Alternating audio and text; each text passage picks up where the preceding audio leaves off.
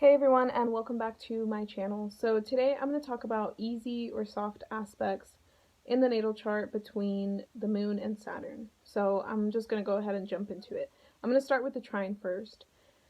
Trines in general, they're said to be positive aspects because planets that are in trine to each other or trine to each other are connecting in a way that doesn't have a sort of barrier between them. Like the energies between these two planets, these two archetypes, is just easily flowing back and forth to and from each other. So they're like readily available for each other. And these aspects, even though they're soft and positive, they tend to be prominent traits in a person's personality, in a person's character. So with the moon trine to Saturn, the needs of the moon, the emotional needs of the moon, are being met and fulfilled by Saturn in a very harmonious manner. So the moon and Saturn naturally are opposite to each other, like in astrology, because Cancer is ruled by the moon, fourth house. Saturn is ruled by Saturn rules Capricorn, the 10th house. So when they are trying to each other, it's not like the back and forth, I guess, dynamic that is usually seen with Cancer and Capricorn. This time they're connecting in a way that is more harmonious. They're working together. So the way that the moon seeks out comfort, that is supported by Saturn pretty quickly because Saturn is also like the material things around us, like what we will, how our moon is then materialized by, our public persona, our career, the things that we grow up to achieve. It's like kind of the reputation that follows us. But it stems from the moon. It stems from what we grow and what we develop internally. That is then projected outwards. So it's almost like what we feel when we have moon trine Saturn, what we feel, Saturn readily kind of creates it in the material world, because Saturn again is like the shell around the moon.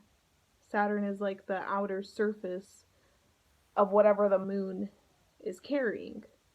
So the things that Saturn is doing, the lessons of Saturn, are kind of supporting what the moon is already naturally seeking out, like seeking comfort in. Saturn is already making that a reality for the moon. So that's the really positive thing about this. The only thing is that, sorry, I'm looking at notes because I want to make sure I don't miss anything. With any moon Saturn aspects, it doesn't matter what aspects they are, it creates a kind of quality in a person that makes it so that it's hard to actually change these habitual emotional responses. It's hard to do that regardless of what your moon sign is. It's hard to naturally to change that, to evolve from your moon sign.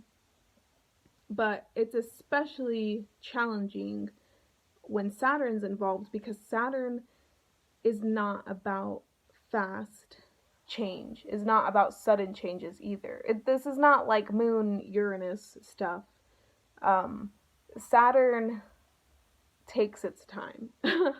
So these people people who have any Moon Saturn aspects, but especially with the trine, they do tend to be more mature with any aspects, but with the trine, it's a kind of maturity that is, it's just known to the individual. Like, it's just known that they understand their emotions in a way that they can kind of keep them steady. But it's because they naturally feel like they're being fulfilled by Saturn qualities or Saturn circumstances. It does kind of tend to create inflexibility though, because again, it's hard to change your habitual emotional responses. So if your moon is afflicted in other parts of your chart, like if you have anything else, or Saturn, this can add to that inflexibility or to that need to always have things a certain way. And you also have to consider like the signs and the houses that these planets are in, because it's not going to always feel like the way that your needs are being supported by Saturn is easy. For instance, I have my moon trine Saturn, but it's waters. Like I have my moon and Saturn in water signs. So for me, it feels like very sensitive. So I feel more with it. Like maybe if it was like earth signs, that would be pretty cool. But then see, that would create more of that rigidness that the earth signs are known for. So it just depends. Like there's positive and negative traits to every single aspect, regardless of their cookbook descriptions. But these people do tend to feel like their emotions are a little bit more steady, or at least steadily brought forth to the physical material world. I'm trying to think. So it's less noticeable that the emotional responses are hard to change. Like these people probably don't even realize that they're just, their emotions are being acted upon without thinking, but it's hard to change them. That quality of this aspect is difficult for the individual to notice, because it's just something that's going to just be known.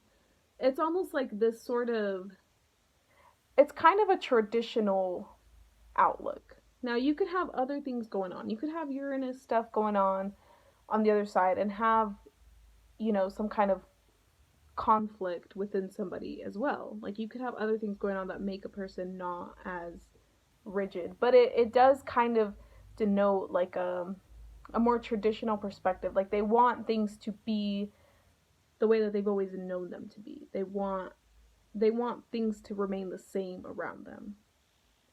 They don't want to be thrown off by anything random or out of like the ordinary. And that is just kind of known. Like that outlook is just steadily solid in them, like this is how I am. So that is where that inflexibility comes from. They can also kind of be mistrustful of things. You see a lot of the negatives more with the harder aspects, but this can show up too in the trines, because again, there's no barrier between the planets. They're just always going to feel fulfilled by each other, and because they're always going to feel fulfilled by each other, they're always going to think that what they're doing, what they're feeling is just the right thing to be doing or feeling, even if it might be causing problems for themselves. So hopefully that kind of made sense. Now the sextile is a little bit easier to manage, because sextiles are a little less apparent and noticeable in a person's personality, just because they're a little bit softer, in my opinion, in my perspective. And it shows, a lot of the same qualities, but less of the, I guess, negative effects of moon-Saturn aspects in general. Because with the sextile, moon and Saturn are actually working really well together. Saturn is also providing for the moon, providing the physical security for the moon to have their needs met. But it's doing so in a way that is kind of balancing out the moon, perhaps, because it's a different element, but it's an element that's compatible with the moon signs element. So it's providing something that is a little bit different, but it works well with what the moon is needing. So it's not so rigid in one element. It's not so stuck in whatever the element means for that individual, for those planets. It's providing something that, either helps the moon out and becoming more steady, or maybe just more more developed, I guess, more mature, if that makes sense, because it's allowing for the needs to be fulfilled in the material world. Um, and with both, with any moon Saturn aspects, a lot of times what emotionally fulfills them is some kind of work, that means something to them. Um, they might even like to work more than most people.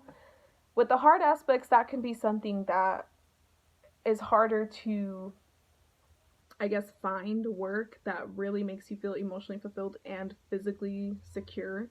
With the easy aspects, I feel like that could be a little bit easier to integrate.